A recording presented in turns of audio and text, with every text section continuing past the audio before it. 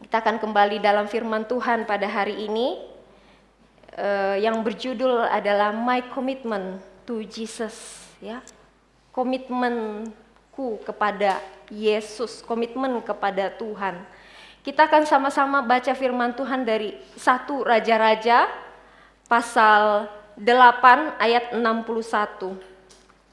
1 Raja-Raja. Ini perjanjian lama ya Bapak Ibu ya. 1 Raja-Raja 8 ayat 61. Yang sudah mendapatkan katakan amin.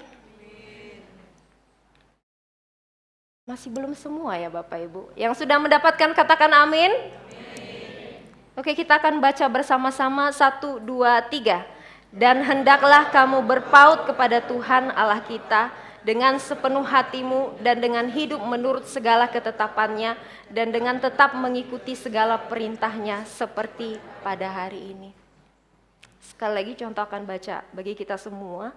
Dan hendaklah kamu berpaut kepada Tuhan Allah kita dengan sepenuh hatimu dan dengan hidup menurut segala ketetapannya dan dengan tetap, itu saya garis bawahi Bapak Ibu, tetap mengikuti segala perintahnya seperti pada hari ini. Saudara dikasih oleh Tuhan komitmen. Komitmen adalah kunci keberhasilan sebuah hubungan. Amin. Setuju ya? Kalau nggak ada komitmen, hubungan yang dijalani, hubungan apapun tidak akan berlangsung lama dan tidak akan mencapai tujuannya Bapak Ibu. Itu kenapa pada kesempatan ini saya mengajak kita semua untuk perlu memiliki komitmen yang kuat dalam mengikuti Tuhan agar hubungan kita bisa tetap terjaga kepada Tuhan. Sudah dikasih oleh Tuhan, saya garis bawahi tadi kata tetap di situ. Kalau kita baca lagi firman Tuhan ini adalah perkataan Salomo kepada bangsa Israel pada saat itu setelah ditasbihkannya bait Allah. Jadi ada sukacita yang besar yang menghadiri orang-orang Israel bahwa Tuhan menepati janjinya, dibangunlah yang namanya bait Allah. Dan pada saat itu Salomo bersyukur kepada Tuhan dan dia mengatakan kepada seluruh bangsa Israel, kalian melakukan kewajiban kalian sebaliknya, yaitu dengan sepenuh hati menuruti segala ketetapan Tuhan dan tetap, ya. Artinya apa Bapak Ibu? Tetap, tidak berubah, setia, tanpa terbagi, tulus hati, tanpa berpura-pura. Jangan berpura-pura ikut Tuhan. Dan tekun tanpa mengalami kemunduran. Sehingga Bapak Ibu, saya menyimpulkan,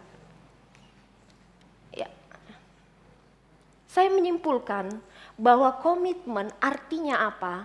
Terus melakukan apa yang diputuskan di awal, ya, dengan setia dan konsisten sekalipun banyak tantangan. Saudara dikasih oleh Tuhan, banyak di antara kita yang dulu berkomitmen dengan Tuhan tapi sekarang mulai kendor di dalam iman dan semangat dalam mengikutinya. Untuk itu Bapak Ibu dikasih oleh Tuhan, seperti dalam halnya kehidupan, komitmen itu perlu dijaga, perlu terus dikuatkan. Maka apa yang harus kita lakukan? Yang pertama adalah mengingat, ya, dan memperbaharui komitmen yang pernah dibuat. Saudaraku, salah satu kebiasaan buruk manusia itu apa? Pelupa. Setuju nggak dengan contoh? Contoh aja juga orangnya sering lupa. Kadang taruh HP di mana? Lupa. Tanya sama suami, sayang, tadi HP-ku di mana? Wah, padahal ada di samping saya, saudara. Lupa. Ada orang yang lupa istri, bisa lupa anak juga. Lupa barang tertentu, lupa tugas, lupa. Itu adalah salah satu kebiasaan buruk manusia, Bapak Ibu.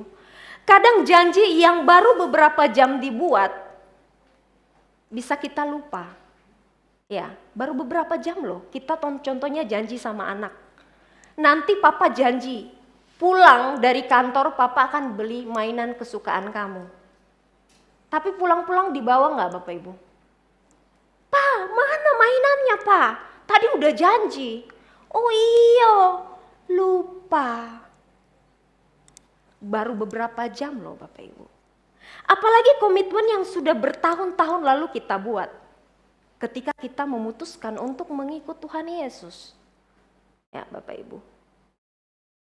Untuk itu Bapak Ibu, kita perlu recharge, kita perlu menyetrum kembali komitmen kita yang mengisi kembali daya komitmen kita biar penuh, biar refresh seperti sedia kala. Kita perlu mengingat kembali, ya. Ingat komitmen atau cinta yang kita buat pertama kali dengan Tuhan. Nah, contoh mau tanya-tanya ya. Pak Yohanes sih, umur berapa Pak Yohanes mengikut Tuhan? Masih ingat tidak? Memutuskan ya untuk mengikut Tuhan. 18 tahun, masih muda, beri tepuk tangan. Berarti sudah berapa tahun sampai hari ini mengikut Tuhan? Sudah ikut Tuhan, berarti sampai sekarang sudah berapa tahun mengikut Tuhan? Ada 30-an enggak? Lebih? Lebih, luar biasa. Ya, waktu usia 17-18 tahun. Oke, mau tanya dulu ya. Brian yang muda. Dari umur berapa mengikut Tuhan Brian? Dari kecil, ikut papa mama. Oke, puji Tuhan ya. Oke, Cin boleh. Cin usia berapa Cin memutuskan untuk follow Jesus? Pas SMP, luar biasa. Itu diinjili atau pada akhirnya ikut gereja?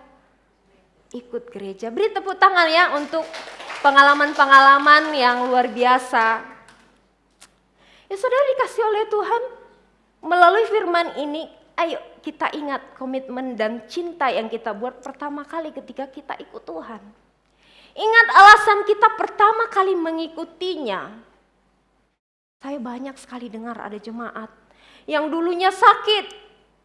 Waktu sakit dia datang sama hamba Tuhan, didoakan, kemudian dia berjanji begini. Pak Pendeta, kalau saya sembuh, saya mau mengikuti Tuhan.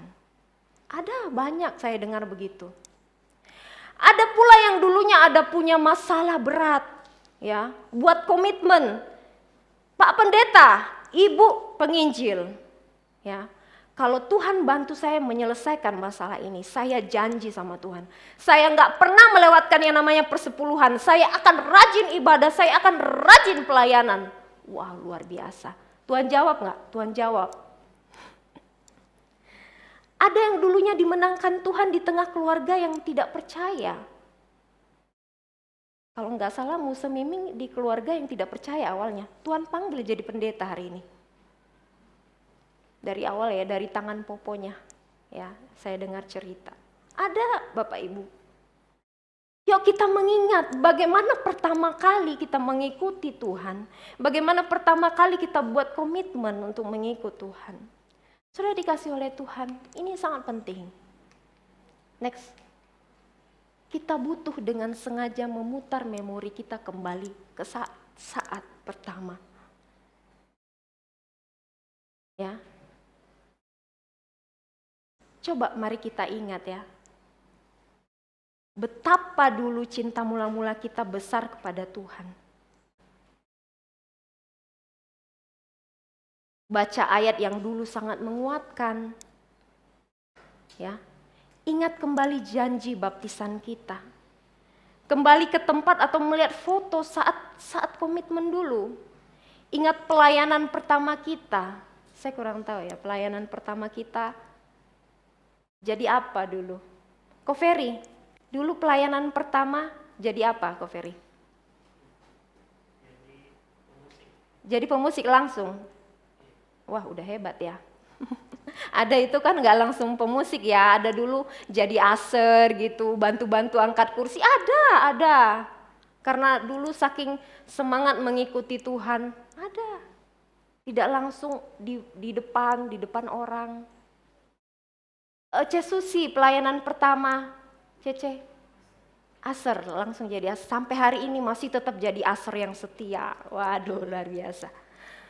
Ya, Bapak Ibu dikasih oleh Tuhan, ingat khotbah yang pernah sangat menyentuh kita sehingga sudah mengubah hidup kita 180 derajat ya. Bertekad untuk mengikuti Tuhan. Saya mau mengajak kita untuk tidak menjadi orang-orang yang lupa. Karena bayangin saja kalau ada orang yang janji dengan kita, dia lupa, kita kecewa, kita sedih. Saya mau mengajak kita tidak menjadi orang-orang yang lupa. Dan bukan cuma mengingat tadi poin di pertama Bapak Ibu, tetapi juga memperbaharui. Tuhan mau kita memulai kembali, mungkin yang tadinya kita kurang semangat, kita memulai kembali semangat itu.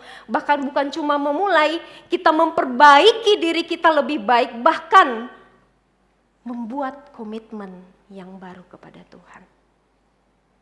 Ya. Khususnya saya peruntukkan ini kepada orang-orang atau anak-anak Tuhan yang contohnya belum membuat komitmen apa-apa sama Tuhan ya. Pastikan ikut Tuhan dengan status dan komitmen yang jelas.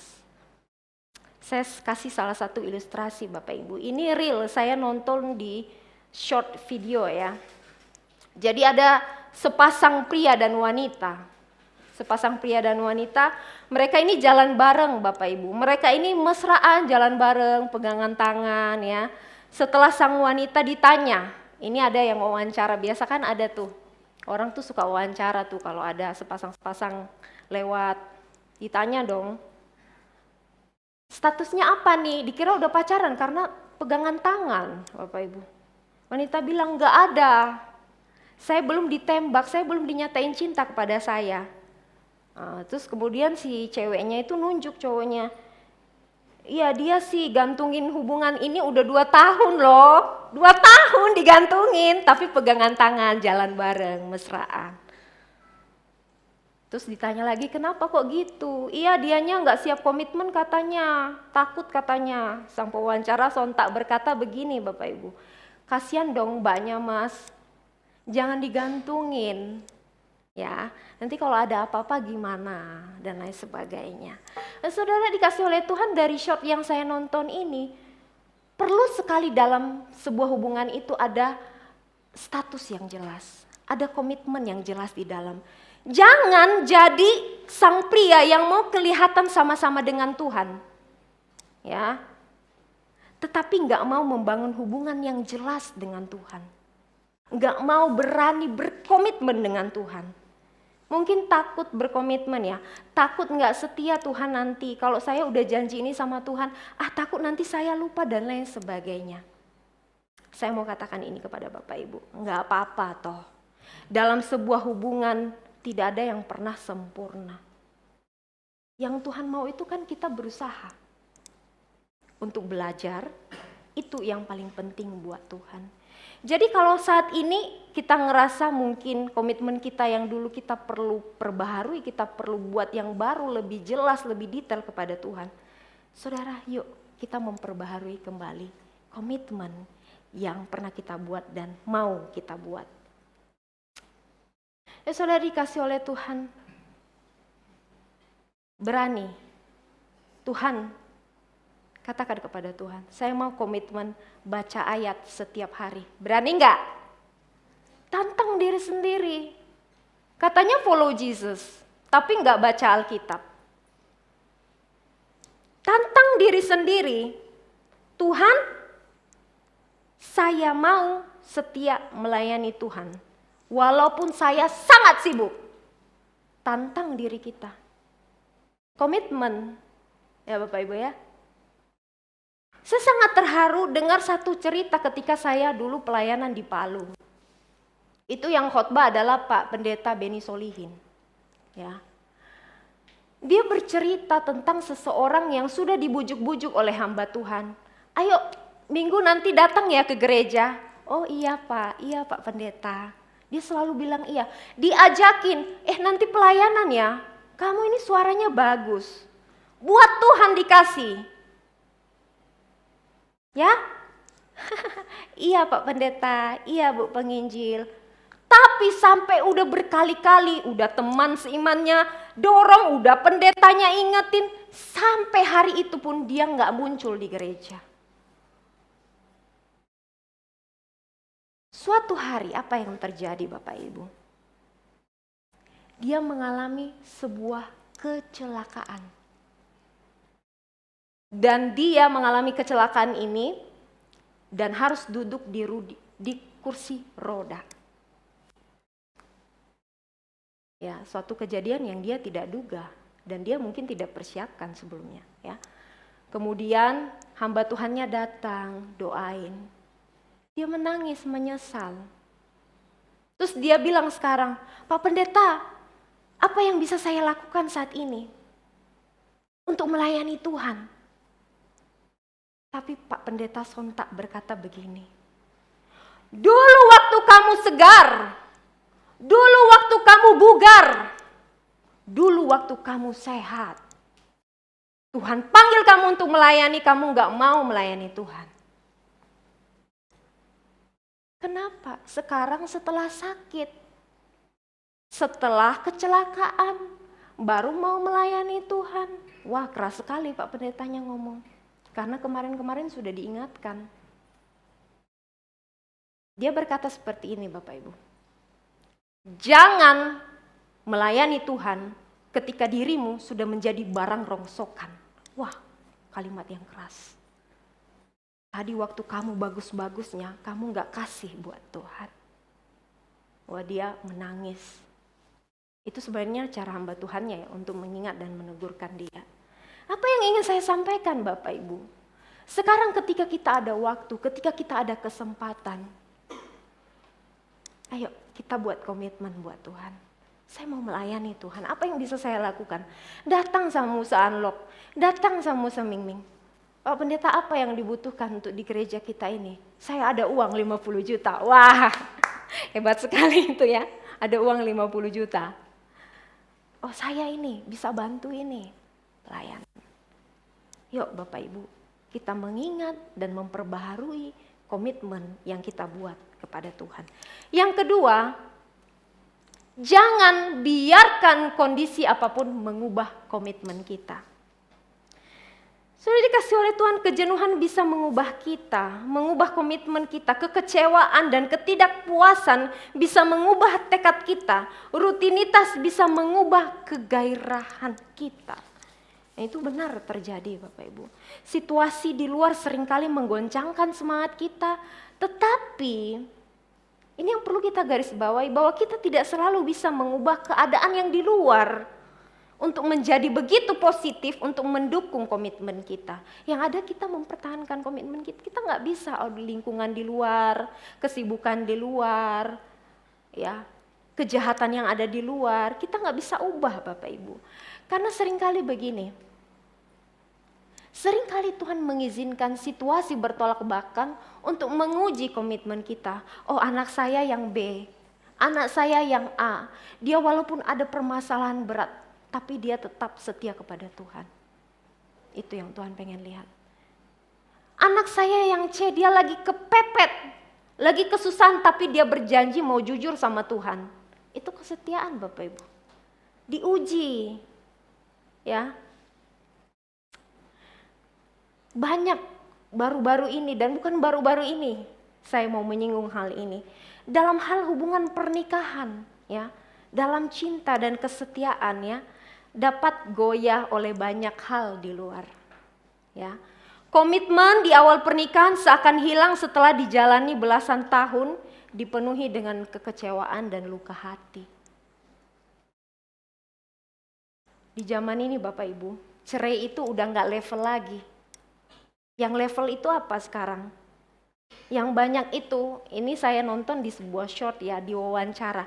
Namanya friend with benefit. Teman tapi ada keuntungannya yang didapat dalam pertemanan ini. Ada suami istri, ada istrinya, yang ini juga ada suaminya, tapi jalan bareng-bareng. Kalau zaman dahulu TTM ya namanya, mungkin di zaman ini duduk berduaan, suka curhat ya, yang mungkin kita anggap nyaman, mau dengerin kita.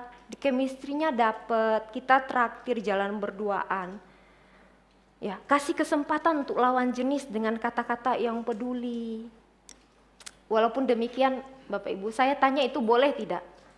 Boleh nggak? Boleh nggak? Ya, itu sebenarnya sama aja yang udah merujuk ke selingkuh ya. Atau mungkin bisa kita sebut awal dari perselingkuhan itu sendiri. Saudara dikasih oleh Tuhan, saya mau mengingatkan kita, termasuk saya pribadi dalam kehidupan pernikahan. Pernikahan memang tidak selalu mudah.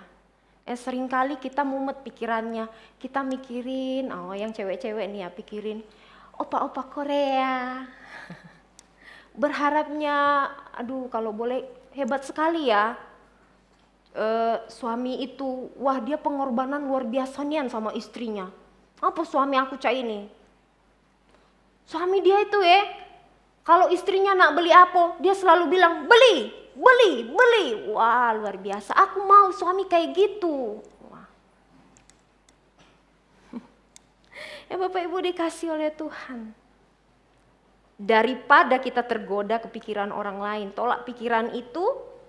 Dan kita malah berusaha Bapak Ibu, berjuang mati-matian bagaimana supaya kita dalam pernikahan bisa lebih baik, bertumbuh sama-sama, bisa tahu apa yang dibutuhkan suami, dibutuhkan istri dan sebagainya.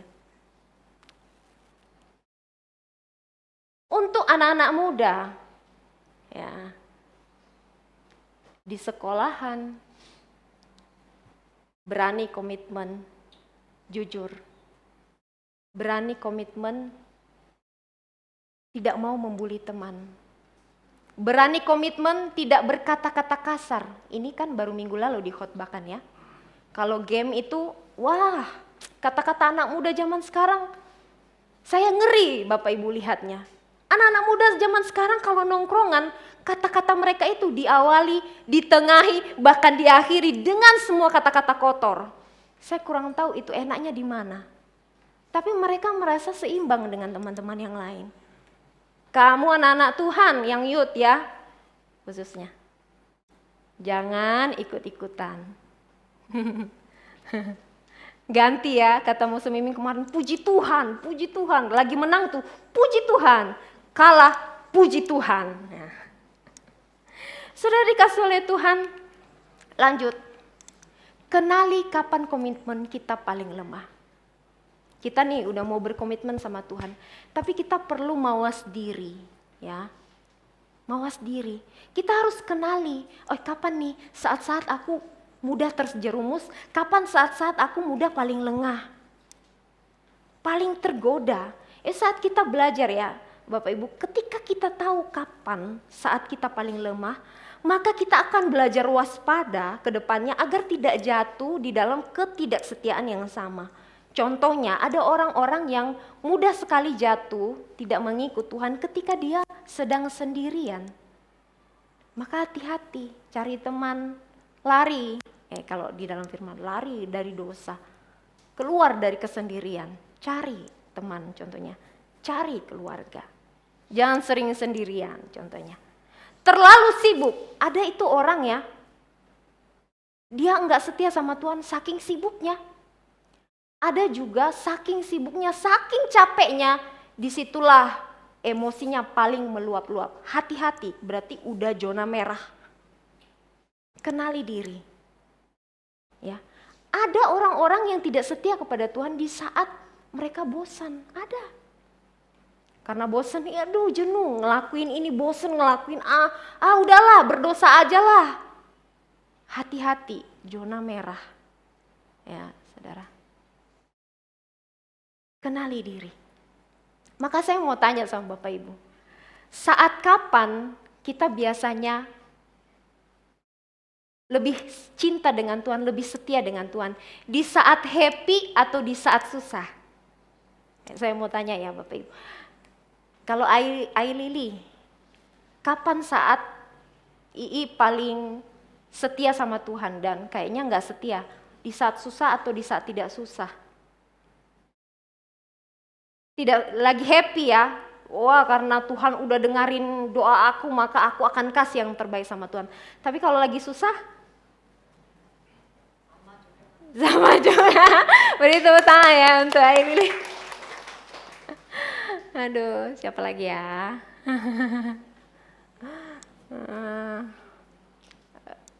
Cevina deh, Cevina.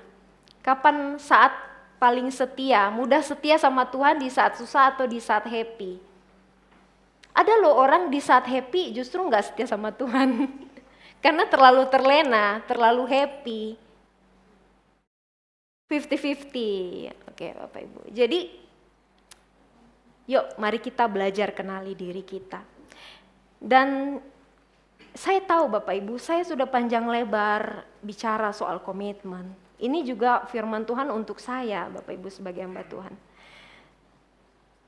Seringkali teori itu gampang. Ya, pada dasarnya memegang komitmen itu nggak gampang sama sekali.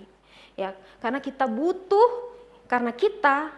butuh terus untuk minta pertolongan Tuhan ya. Jadi kalaupun kita punya komitmen, kita harus menyadari bahwa dengan kekuatan kita nggak bisa megang komitmen itu sendirian. Ya, kita butuh pertolongan Tuhan. Makanya kita perlu terhubung terus dengan Tuhan. Ini hal yang sangat penting. Bagaimana sih kita jaga komitmen? Doa, terkoneksi, saat teduh, cari Tuhan Bapak Ibu. Minta Tuhan tolong kita. Hari ini Tuhan tolong, aku ini udah terlalu kasar ngomongnya. Aku pengen Tuhan hari ini bantu aku untuk mengendalikan lidahku. Itu contohnya. Pagi di saat kita berdoa, Tuhan aku tahu kelemahan aku ini orangnya tidak sabaran. Hari ini aku pengen memulai hari aku Tuhan. Aku butuh pertolongan Tuhan supaya aku sabar. Ketika bos aku contohnya nyuruh ini, ketika yang ini begini, biar Tuhan memberikan aku hikmat. Banyak hal lah saudara, ketika kita memulai hari kita dengan doa kepada Tuhan, kita minta kekuatan kepada Tuhan. Yang kedua, sebelumnya. Bagaimana, apa bentuk pertolongan Tuhan ya? Supaya kita bisa memelihara komitmen kita. Ini juga ada beberapa jemaat yang mengalami ini dan secara nyata saudara. Melalui teman-teman seiman. Saudara dikasih oleh Tuhan ini penting. Teman nongki boleh banyak. Wah, teman main PS ada, teman balap sepeda ada, teman main olahraga ada. Wah, semua tuh ada temannya. Tapi jangan lupa, ada teman yang kita nggak boleh lupa. Teman seiman. Ya. Kita bisa memegang komitmen lewat support teman-teman seiman kita. Seringkali Bapak Ibu, alat yang Tuhan pakai lebih hebat agar kita bisa berubah, agar kita bisa ingat, bisa menjadi lebih baik, itu teman dewe. Setuju tak? Kadang tidak selalu hamba Tuhan loh yang jadi perpanjangan tangan Tuhan untuk menegur kita. Kadang teman-teman seiman kita. Saudara, yang dengan gamblang, oi besok ya, datang ker yo. Oh yolah datang, karena mungkin sama-sama mengalami temannya. Oi jangan cak itu ngomongnya. Nah, jadi teman yang baik ya. Saudara, jadi usahakanlah hadir dan terhubung dengan rekan-rekan seiman yang sama-sama saling menguatkan dan menolong kita di saat lemah. Please, jangan tertutup. Belajarlah untuk terbuka, ya, sharing dan minta didoakan secara detail ya. Jangan juga sudah ada teman-teman seiman tapi nggak mau cerita pergumulan ya, sama aja bohong Bapak Ibu. Yuk kita cerita, kita mau didoakan, kita mau curhat. Ya. Teman seiman sekali lagi salah satu bentuk pertolongan Tuhan. Dan banyak hal-hal lain bentuk pertolongan Tuhan, tapi ini yang ingin contoh tekankan. Bapak Ibu dikasih oleh Tuhan, penutup firman Tuhan ini saya mengutip satu quotes dari seorang pendeta bernama Andreas. Dia berkata begini Bapak Ibu, peganglah komitmen kepada Tuhan berapapun harganya ya. Mau kita lagi sibuk, kita lagi susah, kita lagi dan lain sebagainya, berarti harganya ya. Maka Tuhan akan menyertai kita betapapun sulitnya. Saudara, saya sangat percaya bahwa setiap anak-anak Tuhan yang memegang komitmen Tuhan, yang setia kepada Tuhan, Tuhan gak pernah tinggalkan. Amin. Sesulit dan seberat apapun pergumulan, Tuhan lihat nih, ini kamu udah setia. Ini anak aku yang A dan B ini udah setia. Saudara percayalah, betapa sulitnya situasi saudara, ada kata di situ, Tuhan menyertai. Jadi jangan ragu, jangan takut untuk setia komitmen kepada Tuhan. Mari kita berdoa.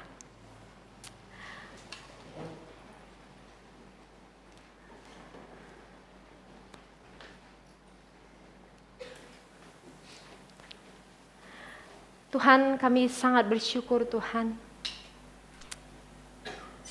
Jika kami merenungkan dulu pada waktu kami memutuskan untuk mengikut Tuhan. Kami begitu menggebu-gebu, kami begitu semangat melayani Tuhan. Kami begitu tulus hati untuk melayani Tuhan. Tapi kami sangat menyadari bahwa seiring berjalannya waktu di tengah-tengah kehidupan ini Tuhan, kami menjadi orang-orang yang pelupa Tuhan. Kami orang-orang yang tidak setia lagi. Kami menjadi orang yang kadang berat hati untuk mengikut Tuhan. Tapi firman ini mengingatkan kami Tuhan, supaya kami kembali setia pada komitmen kami. Bahkan kami dengan jelas menyatakan komitmen kami kepada Tuhan sebagai bentuk bahwa kami sungguh mengikuti Engkau seumur hidup kami. Tolong kami Tuhan, karena kami tahu ketika kami berkomitmen, ketika kami setia, Tuhan pasti memudahkan, menyertai, menolong, memberkati setiap langkah kami. Ini doa kami Tuhan.